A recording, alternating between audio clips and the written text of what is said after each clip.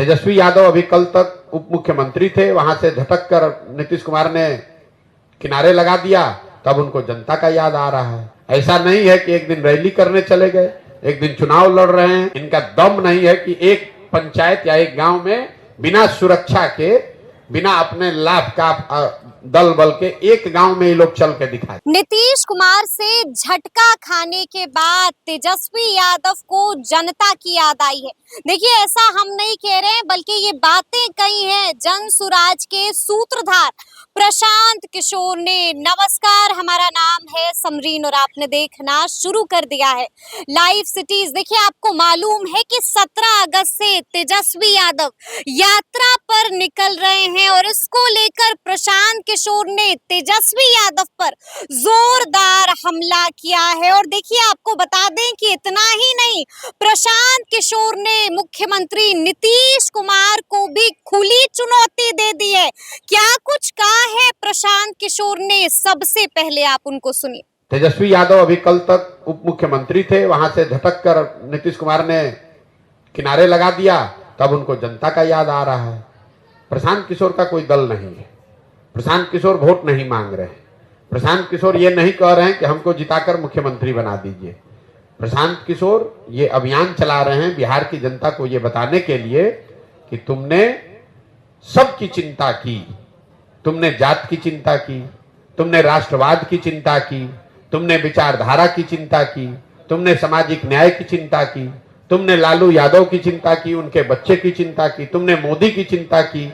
अब समय आ गया है, एक बार अपने बच्चों की चिंता कर लो, क्योंकि तुम्हारे बच्चे जब नहीं पढ़ेंगे, तुम्हारे बच्चे जब तक मजदूर अनपढ़ रहेंगे, तब तक चाहे मोदी बन जाए, लालू बन जाए, प्रशांत किशोर बन जाए, तुम्हारा और तुम्हारे परिवार का भला नहीं होगा।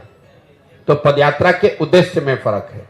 दूसरा, इसकी शुद्धता में फर्क है।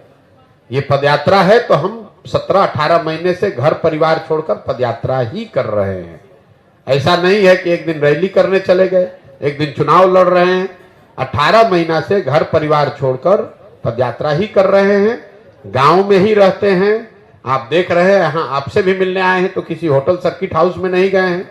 और दूसरा, इस पूरी व्यवस्था में कोई सुरक्षा, कोई सिपाही, कोई हवलदार नहीं है।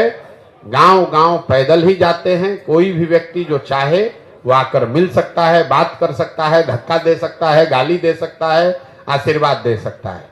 ये फर्क है। ये जो लोग पदयात्रा जिनकी आप चर्चा कर रहे हैं, मैंने पहले भी कहा था, नीतीश कुमार ने एक यात्रा की थी। इनको खुली चुनौती दे रहे हैं कि अपने अगल बगल सुरक्षा ये हटा दें और किसी एक गांव पंचायत में पैदल चल के दिखा दें। इनका दम नहीं है कि एक पंचायत या एक गांव में बिना सुरक्षा के, बिना अपने लाभ का दल बल के एक गांव में ये लोग चल के दिखा दें। नीतीश कुमार मुख्यमंत्री हैं ना भाई, उनको खुली चुनौती मैंने दे रखी है कि आप एक पंचायत में खाली पैदल चल के दिखा दीजिए। मेरे भाई, इनका दम नहीं है।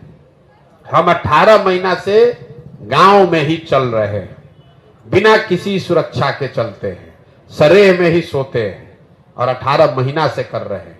हर जाति, हर वर्ग, हर समाज के लोग के पास गए हैं। सब ने हाथ उठाकर आशीर्वाद दिया है।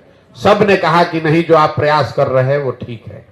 वो हमको वोट दे, हमको माने, हमको पसंद करे, वो अलग बात है। लेकिन कोई ये नहीं कह रहा है कि न भैया आप बहुत गलत काम कर रहे हैं, इसको मत कीजिए।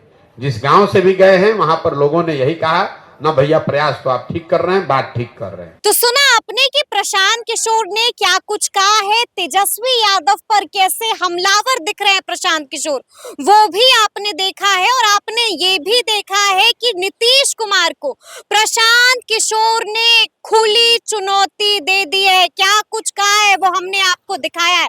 तो फिर ये पूरी वीडियो आपको कैसी लगी है, कमेंट करके हमें जरूर बताइएगा। तो ऐसे तमाम अपडेट्स के लिए ऐसे ही हमारे साथ बने रहिएगा और देखते रहिएगा लाइव सिटीज। बहुत शुक्रिया।